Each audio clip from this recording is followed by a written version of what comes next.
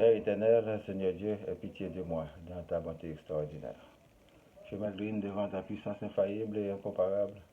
Je te dis merci pour la vie et pour toute ta création. Donne-moi le désir de t'adorer et de te servir de tout mon être. Délivre-moi de tous mes ennemis et de tous mes adversaires. Fais de nous des ouvriers de paix à ton service. Mon nom est Boniface Paradon, votre serviteur, et je vous saluterai fortement dans le précieux nom du divin Sauveur Jésus-Christ, le roi des rois, le premier des ressuscités des morts. Augmente nous la foi de pouvoir propager ta parole, afin que ta gloire soit éclatée. Enfin, je vous dis merci et bienvenue sur le web, chers internautes à l'écoute et à la visualisation de cette nouvelle édition. Soyez bénis. Le titre d'aujourd'hui, c'est Rendez véritablement la justice et l'un pour l'autre de la bonté et de la miséricorde. Zacharie, chapitre 7, du verset 8 à 14. La parole de l'Éternel fut adressée à Zacharie en ces mots. Ainsi parle l'Éternel des armées. Rendez véritablement la justice et l'un pour l'autre de la bonté et de la miséricorde. N'opprimez pas la veuve et l'orphelin, l'étranger et les pauvres, et ne méditez pas l'un contre l'autre le mal de vos cœurs. Mais ils refusèrent d'être attentifs. Ils eurent l'épaule rebelle et ils endurcirent leurs oreilles pour ne pas entendre. Ils rendirent leur cœur dur comme les diamants pour ne pas écouter la voix et les paroles que l'Éternel des armées leur adressait par son esprit, par les premiers prophètes. Ainsi l'Éternel des armées s'enflamma d'une grande colère. Quand il appelait, ils n'ont pas écouté. Aussi, n'ai-je pas écouté quand ils ont appelé, dit l'Éternel des armées. Je les ai dispersés parmi toutes les nations qu'ils ne connaissaient pas. Le pays a été dévasté derrière eux. Il n'y a plus ni allant ni venant, et d'un pays de délices. Ils ont fait un désert.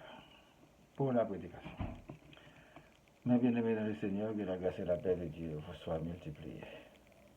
En réalité, y a-t-il une formule magique pouvant éradiquer le mal dans le monde? La réponse est non. Mais par contre, se concentrer sur le bien fait pas mal de différence. Cultiver l'amour du prochain est absolument une très bonne approche. Et enfin, rester en connexion avec l'Éternel des armées demeure le choix le plus intelligent. Nous disons toujours que pour savoir bien chanter, il faut savoir écouter. Ne devons-nous pas rester constamment à l'écoute de Dieu? Bien sûr que oui. Cette génération est née de la dernière pluie, donc il n'y a pas vraiment beaucoup d'histoires orales. Mais l'Éternel Dieu existait dès le commencement. Il est omniscient, omniprésent et omnipotent. Donnons-lui la première place dans nos vies, afin qu'il exécute son plan pour nos plus grands biens. Dans l'aveuglement de l'homme, il pense pouvoir agir à sa guise contre autrui, et notre Dieu dit, si l'homme commet de l'injustice envers ses semblables, cela peut lui coûter la vie éternelle. Tout homme a sa folie. Il y en a qui essaient de se contrôler un petit peu pour ne pas péter la sacoche. L'homme cherche le pouvoir pour pouvoir mieux abuser les autres. Ce n'est pas pour rien que les plus forts utilisent d'autres bras pour perpétrer leurs crimes sournoisement. Cela a donc l'ampleur d'une chaîne de crimes bien ficelée pour tromper la vigilance du grand public.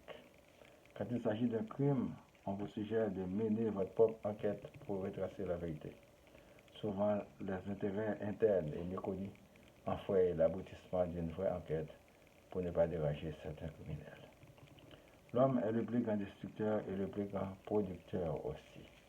Regardons l'évolution de la science et le développement de la technologie, ainsi que les guerres et les destructions de certaines espèces dans l'univers. Attention pour ne pas opprimer les personnes vulnérables en général. Leurs anges sont constamment devant le trône de l'Éternel Dieu. Personne ne pourra nier leurs crimes, leur méchanceté devant le Seigneur. Si nous n'écoutons pas la parole de Dieu, lui aussi, il ne nous écoutera pas quand on l'appelle. Car ne pas l'écouter, c'est de faire échec à son plan initial pour nous sauver. Quand on est incapable de gérer notre ville, notre pays, on part à la conquête d'autres villes et d'autres pays plus prospères et des engagements qui viennent avec leur lot de problèmes. Cela donne froid au dos, mais bien souvent un pays de délices, on le transforme en pays du tiers-monde pour aller immigrer ailleurs, qui a déjà cette difficulté. La plus grande surprise, c'est qu'il faut tout recommencer à zéro. Peuple haïtien, comment nous nous bon courage dans le combat de la vie. Terre a glissé en pile, mais le monde qui est bon dans le matin, c'est lui-même qui lève contre tout après-midi. Pour toutes sortes de raisons. Surtout, les l'orgueil montent dans la tête. Tant pis le problème nous gagnons en commun dans le pays. L'État doit résoudre un programme politique pour tout le pays. Mais nous n'avons pas de dirigeants qui sont encore dans le niveau ça. Les dirigeants ne sont pas éclairés assez pour arriver dans le niveau ça. Compréhension est arrivée juste dans la famille, article dans le ça, c'est pour les gens qui ont une vision. Nous pouvons dire pas de l'argent. Non, il y a l'argent. Et il y a la banque. D'accord? Pas d'excuse encore. Les gens qui ont réglé les affaires personnelles, ils ont tout comme ça pour faire. Mais ils sont méchants et malhonnêtes. Avec 100 000 gouttes, ou bien $760 US, je dis, nous tout avons mort à petit feu. Que notre Dieu nous bénisse et nous délivre de tout mal. Que Jésus nous sauve.